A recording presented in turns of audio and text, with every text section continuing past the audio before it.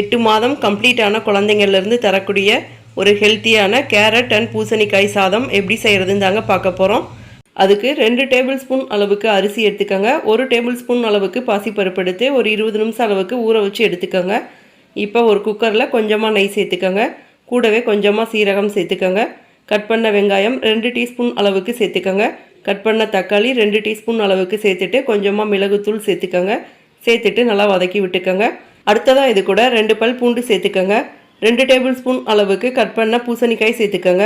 2 table spoon அளவுக்கு cut பண்ண carrot, கொஞ்சமாக உப்பு, கொஞ்சமாக மஞ்சள் தூள் சேர்த்துக்கோங்க. சேர்த்துட்டு திரும்பவும் 1 டைம் நல்லா வதக்கி விட்டுக்கோங்க. இப்போ நம்ம வடிகட்டி வச்சுருக்கிற அரிசியை சேர்த்துக்கலாங்க. சேர்த்துட்டு 1 கப் அளவுக்கு தண்ணி சேர்த்துக்கோங்க. சேர்த்துட்டு திரும்பவும் 1 டைம் நல்லா மிக்ஸ் பண்ணி விட்டுக்கோங்க. இப்போ லைட்டாக ஒரு கொதி வர்றப்ப குக்கரில் மூடியை போட்டு ஒரு 5லேருந்து 6 விசில் மீடியம் ஃப்ளேமில் வச்சு எடுத்துக்கலாங்க.